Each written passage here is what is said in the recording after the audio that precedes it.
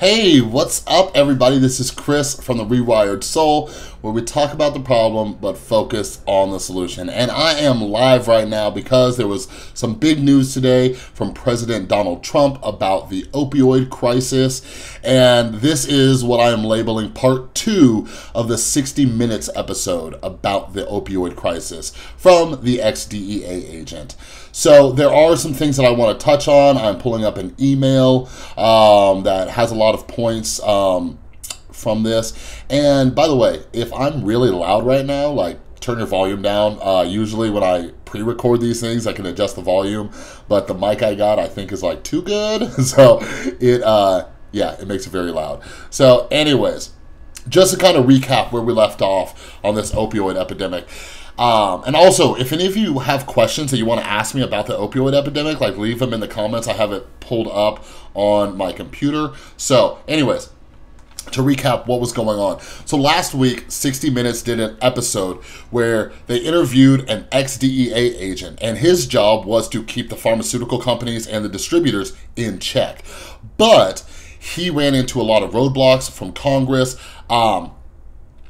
Tom Marino, he was one of the main issues with that. And right after that 60 Minutes episode, because Tom Marino was in the running to be the new national drug czar, and then all of a sudden 60 Minutes exposes this guy, and he kind of just backed out of the picture a little bit. And it's because he's one of the reasons why we are where we are today. And it was probably smart of him to back out, because if not, like, I'm guessing, like, with the way Trump's been, you know, you're fired to people lately, like, Marino wasn't going to last long. But anyways, just some more information about what that 60 Minutes episode was about was they were basically talking about how, you know, these distributors aren't in check. And a lot of it, you know, has to do with doctors and pharmacies taking advantage of the situation, because there are, hi, Coney, how you doing? There weren't as many restrictions on how they were distributing these opioids. One of the ones that I highlighted in my previous video was a town of less than 400 people, and they got 9 million pills in about 2 years. So this crisis isn't what people think it is. When people hear opioid crisis, a lot of people think heroin, but the reality is that cool, Coney. What the reality is that not as many people are on heroin as they are prescription medications. If you ask just about any heroin addict, and if I have any recovering heroin addicts in the chat, like, please feel free to, you know, say, like, most heroin addicts started out with prescription opioids. I was a prescription opioid addict, and I was about 5 seconds away from becoming a heroin addict. Like, that stuff is expensive. I actually just finished doing a news interview for Channel 3 News here in Las Vegas, so go and check it out, like, tonight if you're in Vegas. If not, I will be posting the link to it on the Rewired Soul Facebook page. I'll probably put some clips and some kind of video up here on the YouTube page. But I was interviewed by them, and we were discussing, you know, the opioid epidemic. Anyways, let's get to the main course. So Donald Trump came on the news today, and he announced this national emergency, okay? Now, a few things that we need to talk about real quick is that for the last, so 2 months ago, Donald Trump said that this was going to be a national emergency. 2 weeks ago, he said the same thing. Yesterday, in an interview, he said the same thing. Today, it was announced that this is a public health emergency. Now, I am somebody who is very optimistic, glasses half full, and I just want to lay that out before I get into this next part. So what everybody needs to understand is that the fact that it's only a public health emergency, that is how they decide how this money is getting distributed and how many hoops it has to go through. So basically, with making it a public health emergency, whenever they want to allocate funds to any city or state to help with the opioid epidemic, any allocation of funds has to pass through Congress first. So, as many of you know, getting things passed through Congress takes a little bit of time. And when I say a little bit of time, I'm being very generous. So a lot of people are very upset about that right now. Had he declared it an actual national emergency, it would have pulled out of a different fund. They could just throw money wherever they want to, whenever they need. It'd be a very quick process. But with it being a public health emergency, that means that it could take a little bit longer. Now, just politics aside, like when it comes to politics, just to let you know, like I judge, you know, situation by situation.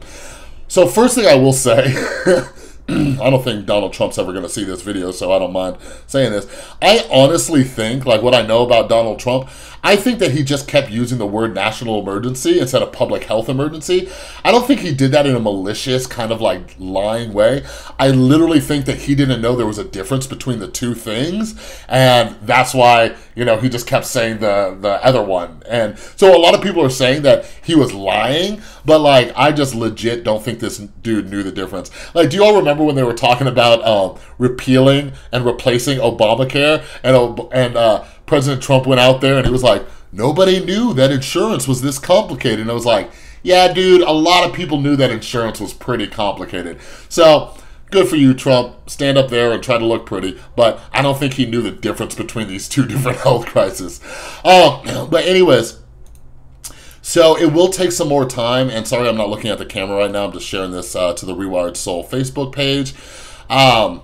But like, it's a step in the right direction. So now let's talk about some of the things that this crisis, this national public health emergency is going to do. Let's go over some of these talking points. All right, so one of the points is the new policy to overcome strict 1960 rule that prevents states from limiting beds. There's a lot of issues, okay? So I'm really glad that this is happening. There's a lot of issues with bed availability, and some of them are restrictions like, so this is going to counteract something like, for example, I work at a rehab where our inpatient facility has 150 beds, and that's like one of the biggest in the country.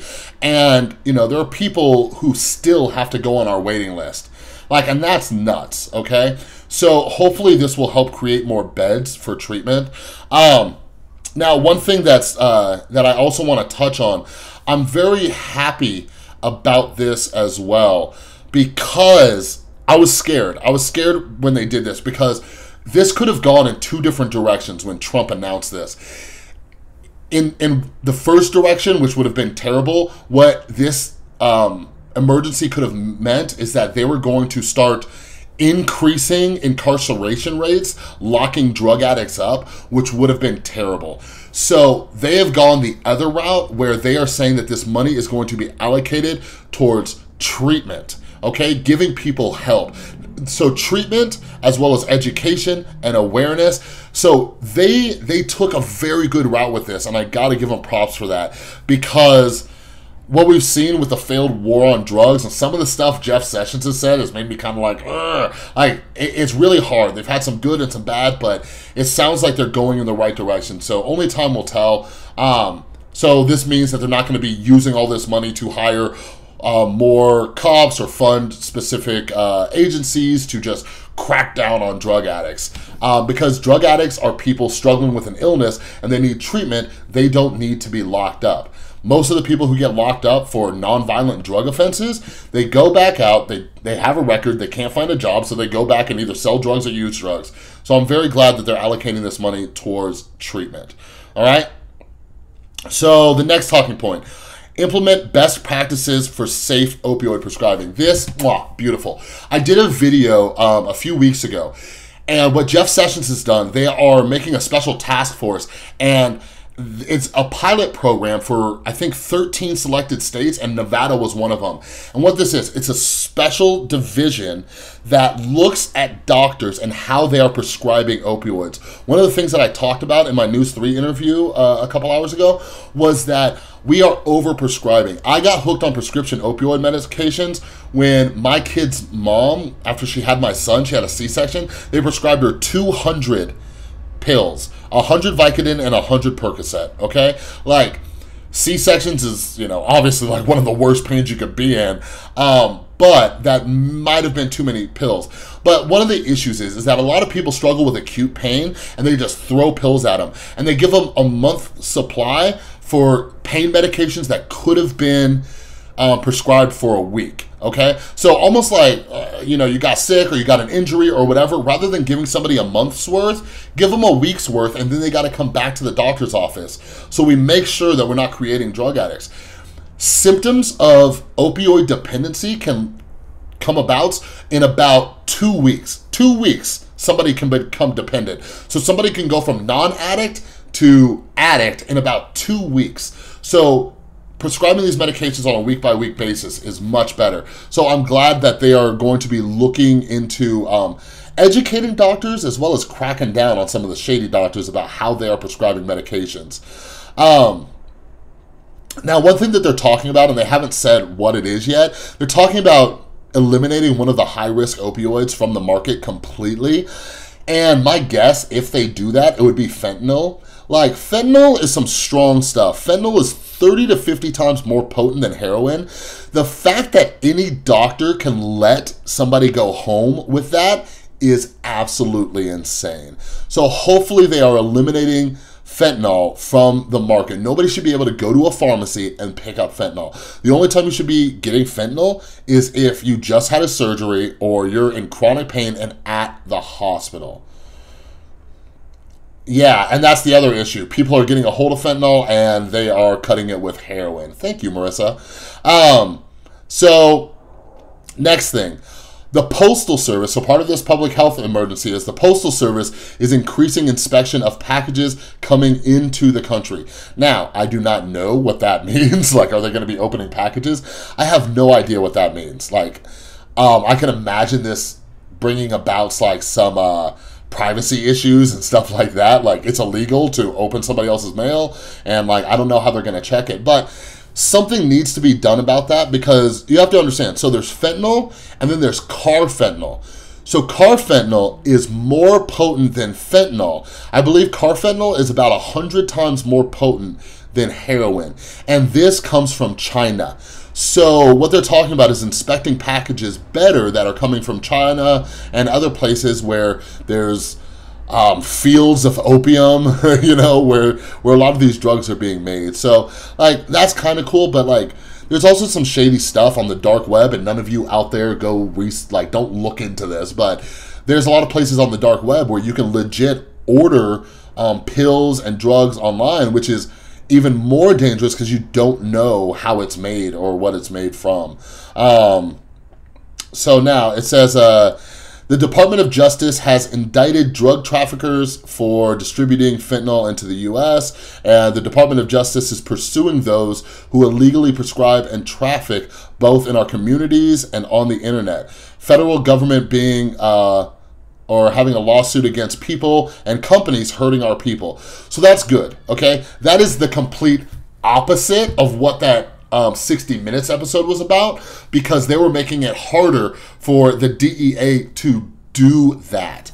So hopefully this means that they're cracking the whip on it. Now, there is this insane argument out there, like, that is completely insane, where they're trying to say that if we quit prescribing these very potent, very addictive, very dangerous opioids, people are gonna, like, limp into the doctor in pain, not get the drugs they want, and then go find a heroin dealer. Like, that is nuts. Like, that's crazy. That is some, like, propaganda, scare tactic type stuff. Don't buy into it, okay? Like, that's just not how the world works. And one thing is that we've turned ourselves into this society, and it's gonna take time to change the way that people think about pain. Because I could see this happening on a very small scale as people not getting prescribed opioids and going to find opioids, like, illegally. I see that happening on a very small scale, but if we can do this for the next 10 years or so, that option is not going to pop into people's heads like, oh, better go find a heroin dealer, like, let's do that. So I'm glad the Department of Justice is pursuing the people. Like, I was talking to one of the clients today, and they were asking me my thoughts on locking up drug dealers. And, like, here's my thing. A lot of us drug addicts had to deal drugs in order to support our habit.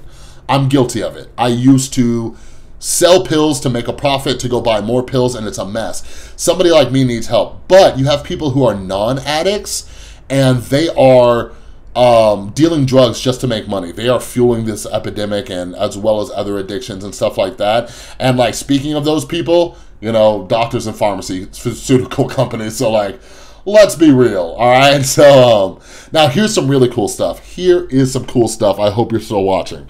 All right, so the National Institute on Health to provide substantial resources include advertising campaign, especially geared towards children. Not to want to take drugs in the first place. If we can teach young people not to take drugs, this is the most important thing. So we need to get to the people before they start. This is good. Like, the fact that the National Institute of Health is even getting involved in this is very cool. Like, my #1 resource for a lot of the information I get that I put in my videos that I do here on YouTube, they come from the National Institute on Health. They put up all of their studies, all of their research. So the fact that the government is letting them play a role in this is huge. And yeah, like, I'm glad that they're getting involved when it comes to drug prevention. Now, Jeff Sessions wants to, you know, put billions of dollars towards the DARE program. Anybody watching this take the DARE program? Like,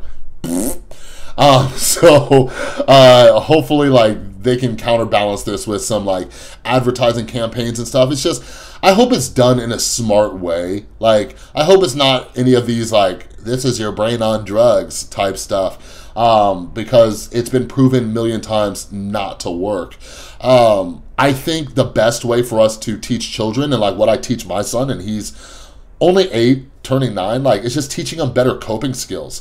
The reason people turn to drugs in the first place is because they don't want to feel a certain way.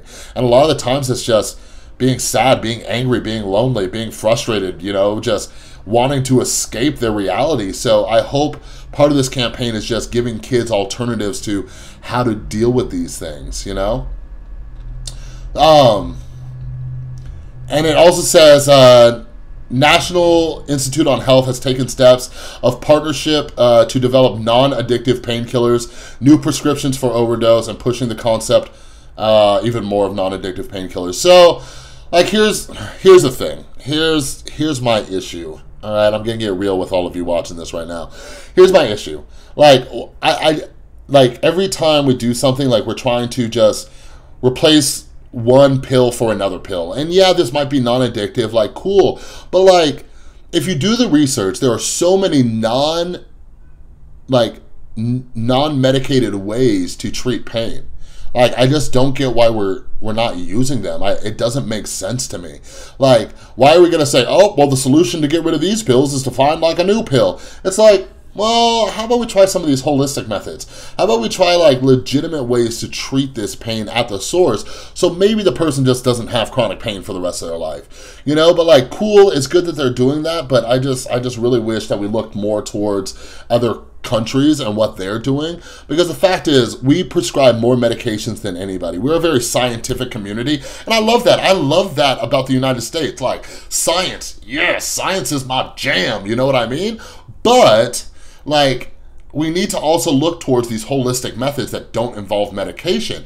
Like, when I tell people that there are ways to treat depression, anxiety, pain, you know, all these things, bipolar, ADHD, PTSD, I tell them that there's a way to treat these things without medications, they look at me like I am a crazy person. Like, and just that reaction in and of itself shows you how we have been made to believe that you need a medication to solve literally any problem.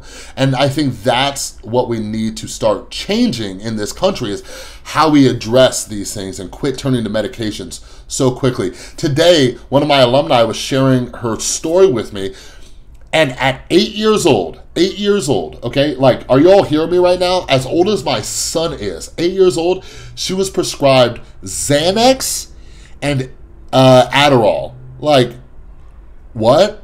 Like, are you serious right now? And I hope you have all seen my video about stop medicating your children, because this is what I'm talking about. No 8-year-old on earth should be prescribed Xanax. Like, what? Like, think about it. Like, go back, think back however many years it is until you were 8 years old. I don't care what's going on, but an 8-year-old with a panic attack, like, come on now. Like, what, did the cartoons not come on time? Like, let's relax. Did Santa not bring the gift? Like, no. All right. So anyways, moving along. So it says, now check this out. This is more good news from Trump's announcement. They're going to be distributing $1 billion $1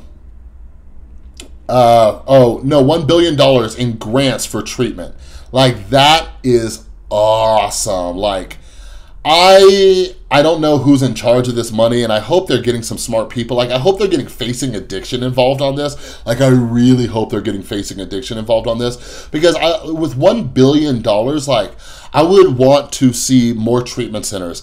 I would want to see incentives for people going and getting educated in substance abuse counseling, trauma counseling, everything that leads to substance abuse. That's where I would want to see that in treatment, as well as educating more people to help those who are addicted. Like, for example, in Nevada, like, our school system isn't that great, and they give a lot of perks. Like, if you're a teacher and you come to Nevada, like, you get perks. Like, one of my friends is a teacher, and they might help you when you buy your house. They might give you a bonus. They might, do all these different things. Like, we need to start creating these incentives for people to take the path towards addiction treatment.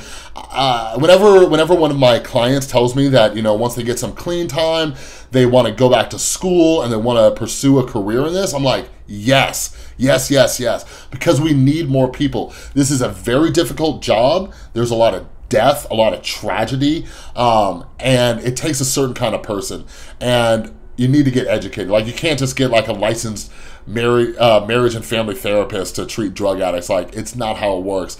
The only reason I'm even half decent at my job is because I can connect with the addicts and alcoholics who come into my treatment center every single day. But anyways, like $1 billion in grants, cool. And like, some people are getting all upset, like, it should be more money. Like, let's spend the $1 billion. And then let's do this. And that's the other thing. There's some news places out there, like I think I saw on CNN. They're like attacking it, like, because, so the way this public health emergency works, they're actually pulling funds from FEMA, and they're talking about how we just got hit with 3 like major hurricanes in the United States, and you got Puerto Rico, Florida, Houston, all these places, and it's just like, whatever. Like, I won't dive too much into that, because like, I am not like an economics major. Hell, I'm not even a major in anything. I went to college for like a semester, but I would just imagine, okay, all right, here's Chris's Ignorance Economics 101 for you. I would imagine, like, who cares? Who cares where the money's coming from? I don't care if Trump pulls $1 billion from underneath his mattress. Like, if they're getting a $1 billion, like, wherever it's from, like, cool. Now, if this is something that's going to harm relief efforts for the places that were hit by hurricanes, that kind of sucks. And it just sucks. Like, a lot of people are struggling with depression right now because we just keep getting hit back to back to back with tragedies, and like, everything keeps getting bumped up and down on the priority list. Like, whoever's idea it was to do the 60 Minutes episode, like, I don't know, like, they should get a Nobel Peace Prize. I truly believe that none of this would have happened, like, had it not been for 60 Minutes exposing all the stuff. Because as soon as that happened, Tom Marino withdrew his nomination. Trump got on the news and was talking about it. Like they got a lot of eyeballs on it. Hell, my biggest video right now is about that special. Like, people, like, got some awareness about it. So whoever came up with that, like, episode, like, mwah, kudos to you, sir or ma'am. Okay, so next it says 81 million partnership pain management techniques for veterans. Like, that's cool. Like, that's cool, but this is going to sound very terrible right now, because, like, I'm glad veterans, like, we get a lot of veterans in my treatment center, and, like, we work with the VA a lot, and I'm hoping that, like, these vets get the help they need. Like, a lot of vets turn into addicts. Like, the numbers are crazy. I think it's like, man, I don't want to throw it out there. I think it was close to like 80%, like, who struggle with PTSD from, being a vet, like, turn into addicts. But anyways, let me repeat that. It says $81 million in partnership pain management techniques for our veterans. My only gripe with that is, like, all right, cool, but like a lot of the population isn't veterans. Let's do pain management with that. Like, you got to understand, the people who come into my treatment center, it's not just one sector or one class. It's not just one type of person who's becoming addicted to these medications. We're talking about mothers, fathers, grandmas, grandpas, sons, daughters, friends, employees, employers. We're talking about CEOs. We're talking about janitors. We're talking about literally everyone. So, and a lot of them, it's because of pain. Like, you know, you break a leg, you break an arm, you get into a car wreck, you know, cut yourself cooking. Like, they start throwing these pills at you. So these pain management programs, they really need to be available to everybody. So I'll keep an eye on that, see how they do it. And also, everybody who's watching, if you have any questions or anything like that, feel free to comment. So it says the Health and Human Services will launch a test for best practices for pain management across the federal government. Like, that's cool. That's cool. Good stuff. We'll see. Like, I'm glad that they're doing more tests. But, like, here's the reality. Like, they need to pull together the greatest minds. I don't know if any of you saw that movie 2012 when it was, like, the apocalypse, and then there was, like, a lottery system, but they also got, like, the greatest minds in the world. Like, for real, though, like, real talk, we have so much research. We have so much data. There's so many published articles already available by some amazing and incredible doctors and scientists, not only when it comes to pain, but when it comes to addiction. Like a lot of testing has already been done to start utilizing the people who already have their foot in the door. Like, don't start back at square one. We need to move forward, not like, you know, disregard all the research that they've already done. The next point is participate in National Drug Take-Back Day, which is, oh wow, this Saturday. Cool. I believe, don't quote me on this, I believe this is where people return unused drugs. And like for me, like being a pain pill addict, like there was no drug left behind. But I think this helps because drug addicts, like, dude, like real talk, when I used to go to my grandma's house, I would like go straight to her medicine cabinet. If I went to any older person's house, I was like, oh, gotta use the bathroom. I gotta use the bathroom in your room. I would go through their medicine cabinet. So like people turning back in their like unused medication is good. Next, addiction treatment available to those in prison. That's awesome. If you're just now tuning in, like watch the beginning of this. I was talking about how I'm glad they took the direction of treatment rather than prison, but also the people in prison. Like something that I would look for on the horizon is going back and, you know, making adjustment to the laws or like what's on somebody's record who has been convicted of drug-related crimes, because it really puts a hinder on their progress. And like addicts, like I had to realize, like, I'm very fortunate. I used to think that I'm not an addict. I've literally driven all over Las Vegas blackout drunk. Blackout drunk. I just never got a DUI. I'm very fortunate that I was never held back by that DUI, but like some people are. Some people go to jail for this stuff. Some people can't find jobs now. So I'm glad that they're introducing treatment into prison, but I hope they help those who have already been convicted or have something on their record. I hope they help them out. So the last point is the drug demand reduction. Adjust the culture through large campaign aimed at children and teens. Like, this is awesome. So I have mixed opinions about this, and like I'll try to do more videos on this later. Like, I don't like how we keep saying we need to look at prevention for teens and children. We need to look at prevention for teens and children. Yes, that is absolutely true. That is 1000% true. But I feel like a lot of the efforts aren't being allocated to, you know, millennials, to people in their 20s or 30s, as well as to the baby boomers and stuff like that. Like, go do the research. There are more people becoming heroin addicts at age 60, age 70.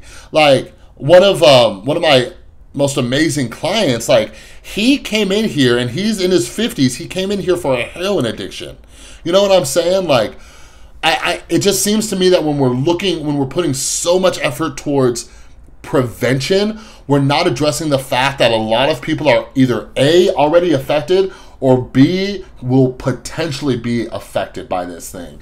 So like, awesome, like teach our kids, like do effective measures. Like I hope what that's saying isn't like the DARE program, but anyways, or like I hope it's like DARE 2.0. I hope they learn from mistakes and do it in a better way. But like we really need to start teaching like older people, like, hey, like I know you're in pain, but we got to try some other stuff. Like, hey, like every time I go to the gym and I walk past the pool, just like older people like getting their swim on and stuff, working out those old joints. Like I am deathly afraid of getting old. Like, but you know, encourage more things like that. That would be amazing. But yeah, that was the last bullet point, and I see there is a question. So E Murphy 9112. Chris, what do you think about the Suboxone clinics? They prescribe months on and don't taper off like rehab facilities. This too is very addictive. Can you give advice on how it should be prescribed?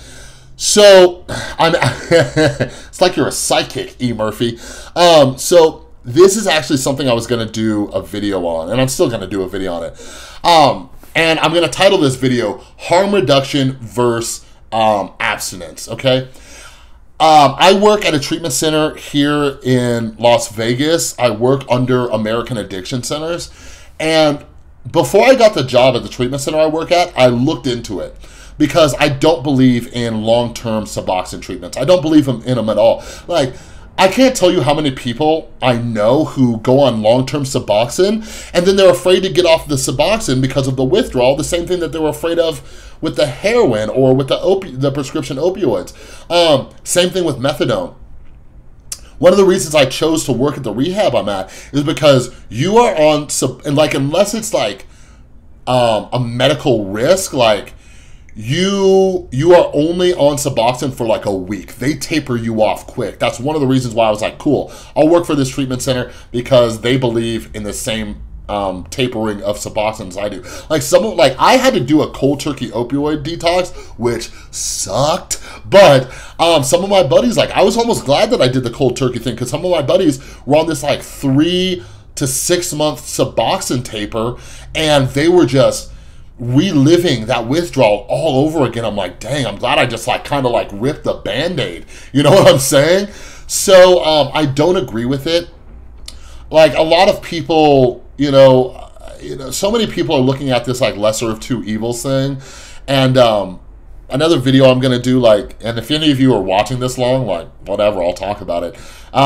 Like one of the things that I really feel like is that in some cities or even some counties, what they're trying to do is quarantine the drug addicts.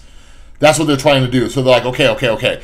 We'll give you methadone as long as you don't spread infectious diseases. All right, we'll give you Suboxone as long as you quit committing crimes to fund your opioid or opiate addiction.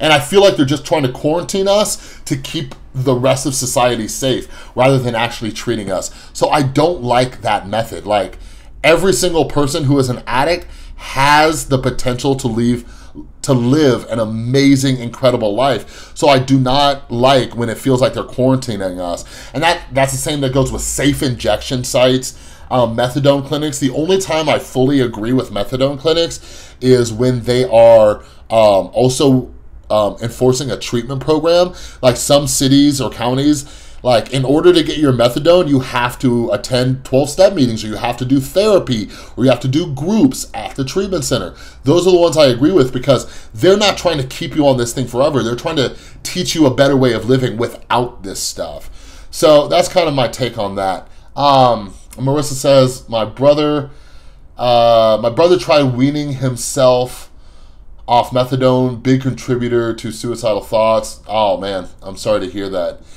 Yeah, and methadone is legit worse than heroin. Methadone sits in your bone marrow. Like that stuff doesn't leave your system very easily. Like that's why like I really hate when they put people on methadone. Like I literally know people who have been on methadone for years. Like it's like they have to have it. It's like their oxygen, like because to come off of it is just way too hard. Like methadone withdrawal is worse than heroin. Like so yeah, like I'm sorry to hear that, and like I hate it because this is what happens. I've had some of the people I know go through the same thing, either relapse or suicide because they can't deal with it. So we really need to think about what we're doing with these like harm reduction techniques and stuff like that. But yeah, it's crazy. But like I said, like, with the Rewired Soul, we talk about the problem and focus on the solution. So, you're in here. Okay, cool, E. Murphy. I'm glad you like my classes. And yeah, subscribe to my channel, The Rewired Soul, and share it with all your buddies. I got good stuff. But yeah, like, I'm glad that, he declared this public health emergency, and I'm a little over the time I was planning on doing this. I have to make another video, but I really wanted to put something out there and kind of talk about this. If any of you ever have any questions or comments, like, leave them, let me know. I love talking about this stuff. I love increasing awareness. I am also going to share the Channel 3 news piece that I did as soon as it comes up online. It's airing at 11 o'clock here in Las Vegas, so hopefully by tomorrow it'll be online. I'll share it. I'll share it on the Facebook page, as well as I might do something like a montage type deal for YouTube. I haven't decided yet. But anyways, like some of you sat here the whole time, like all 30 minutes. Mwah, love you. Love your faces. I love talking about this stuff. And yeah, keep spreading awareness. Like, share this stuff. Like, I clearly don't do this like for money, and that's actually what my next video is about. Like, YouTube has demonetized everything. Like, I don't do this for the money. I do this for the awareness. The more people are able to talk about this stuff, and the more people know what's going on in our country when it comes to addiction as well as mental health, more people are gonna get help. Like, that's all my mission is here. So please, if you're watching the replay of this, like, hit that subscribe button. I'm always doing stuff like this. 1 out of every 12 people is an addict or an alcoholic. So even if you're not struggling, share this video with somebody who is. Share it with somebody who doesn't know anything about the epidemic. I have a whole slew of videos that help you with your mental health, mental illness, with your addiction, and all that stuff. So everybody, thank you again for watching. I'm gonna bounce. We'll see. I will do updates. I'll keep you all posted as more news comes out about where this money is getting donated and or allocated to, and make sure that Trump keeps his word on this stuff. So keep staying tuned. Again, thanks for watching. And also, I'm going to be doing a lot more new series here, so definitely stay tuned. All right. Love you guys. I'm out of here, and I'll see you later.